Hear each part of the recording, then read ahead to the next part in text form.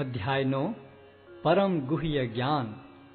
श्री भगवान ने कहा, हे अर्जुन, चूंकि तुम मुझसे कभी ईर्ष्या नहीं करते, इसलिए मैं तुम्हें यह परम गुह्य ज्ञान तथा अनुभूति बतलाऊंगा, जिसे जानकर तुम संसार के सारे क्लेशों से मुक्त हो जाओगे।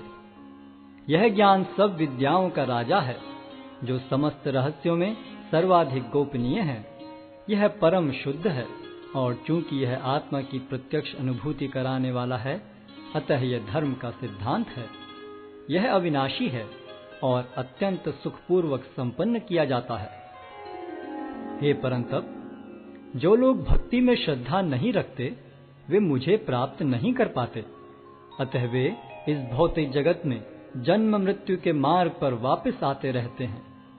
यह संपूर्ण जगत मेरे अव्यक्त रूप द्वारा व्याप्त है। समस्त जीव मुझ में हैं, किंतु मैं उनमें नहीं हूं। तथापि मेरे द्वारा उत्पन्न सारी वस्तुएं मुझ में स्थित नहीं रहती। जरा मेरे योग ऐश्वर्य को देखो। यद्यपि मैं समस्त जीवों का पालक हूं और सर्वत्र व्याप्त हूं, लेकिन मैं इस विराट अभिव्यक्ति का अंश नहीं हूं, क्योंकि मैं सृष्टि का कारण स्वरूप हूं। जिस प्रकार सर्वत्र प्रवहमान प्रबल वायु सदैव आकाश में स्थित रहती है, उसी प्रकार समस्त उत्पन्न प्राणियों को मुझ में स्थित जानो।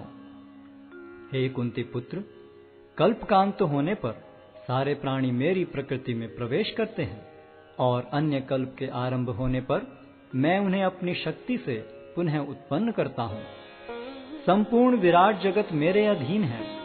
यह मेरी इच्छा से बारंबार स्वतः प्रकट होता रहता है और मेरी ही इच्छा से अंत में विनष्ट होता है।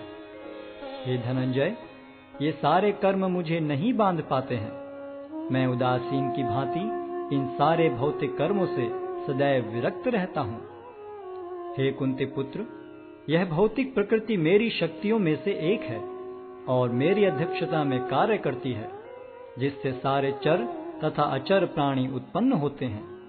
इसके शासन में यह जगत बारंबार सृजित और विनष्ट होता रहता है।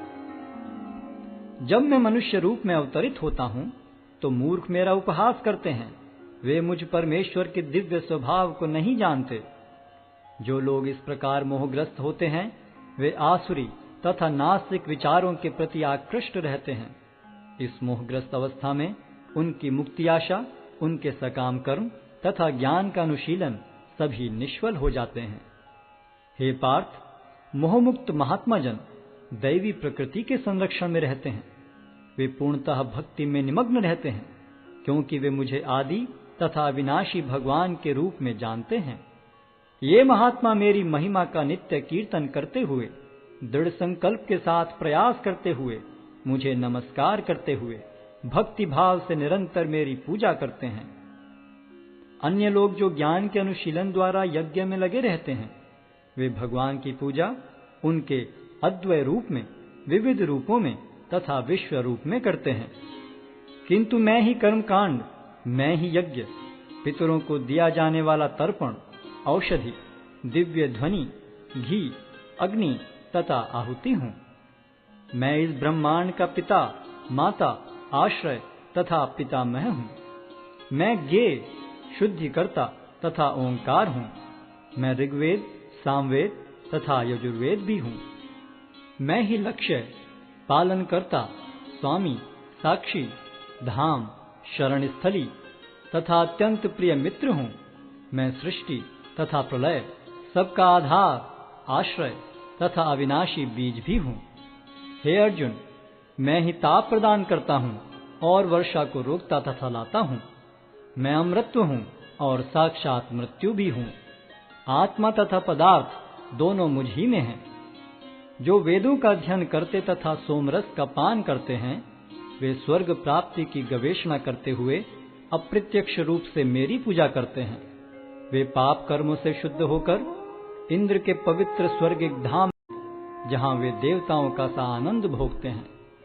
इस प्रकार जब वे विस्तृत स्वर्गिक इंद्रिय सुख को भोग लेते हैं और उनके पुण्य कर्मों के फल क्षीण हो जाते हैं, तो वे इस मृत्यु लोक में पुनः लौट आते हैं। इस प्रकार जो तीनों वेदों के सिद्धांतों में दृढ़ रहकर इंद्रिय सुख की गवेषणा करते हैं, उन्हें जन्म मृत्यु का चक्र ही मिल पाता है। किंतु जो लोग अनन्य भाव से मेरे दिव्य स्वरूप का ध्यान करते हुए निरंतर मेरी पूजा करते हैं, उनकी जो आवश्यकताएं होती हैं उन्हें मैं पूरा करता हूं और जो कुछ उनके पास है उसकी रक्षा करता हूं। हे कुंती पुत्र, जो लोग अन्य देवताओं के भक्त हैं और उनकी श्रद्धा पूर्वक पूजा करते हैं, वास्तव में वे भी मेरी ही पूजा करते हैं, किंतु वे यह त्रुटिपूर्वक ढंग से करते हैं। मैं ही समस्त यज्ञों का एकमात्र भोक्ता तथा स्वामी हूं। अतः जो लोग मेरे वास्तविक दिव्य स्वभाव को नहीं पहचान पाते, वे नीचे गिर जाते हैं। जो देवताओं की पूजा करते हैं वे देवताओं के बीच जन्म लेंगे। जो पितरों को पूजते हैं वे पितरों के पास जाते हैं। जो भूत प्रेतों की उपासना करते हैं वे उन्हीं के बीच जन्म लेते हैं। और जो मेरी पूजा करते हैं वे मेरे साथ निवास करते हैं। यदि कोई प्रेम तथा भक्ति के साथ मुझे पत्र, पुष्प, फल या जल प्रदान करता है तो मैं उसे स्वीकार करता हूँ। हे कुंती पुत्र, तुम जो कुछ करते हो, जो कुछ खाते हो, जो कुछ अर्पित करते हो या दान देते हो और जो भी तपस्या करते हो, उसे मुझे अर्पित करते हुए करो। इस तरह तुम कर्म के बंधन तथा इसके शुभाशुभ फलों से मुक्त हो सकोगे। इस संन्यास योग में अपने चित्त को स्थिर करके तुम मुक्त होकर मेरे पास आ सकोगे। मैं न तो किसी से द्वेष करता हूँ, न ही किसी के साथ पक्षपात करता हूँ। मैं सबों के लिए समभाव हूँ, किंतु जो भी भक्ति पूर्वक मेरी सेवा करता है वह मेरा मित्र है, मुझ में स्थित रहता है और मैं भी उसका मित्र हूँ। यदि कोई जघन्य से जघन्य कर्म करता है, किंतु यदि वह भक्ति में रत रहता है तो उसे साधु मानना चाहिए, क्योंकि वह अपने संकल्प में अडिग रहता है। वह तुरंत धर्मात्मा बन जाता है और स्थायी शांति को प्राप्त होता है।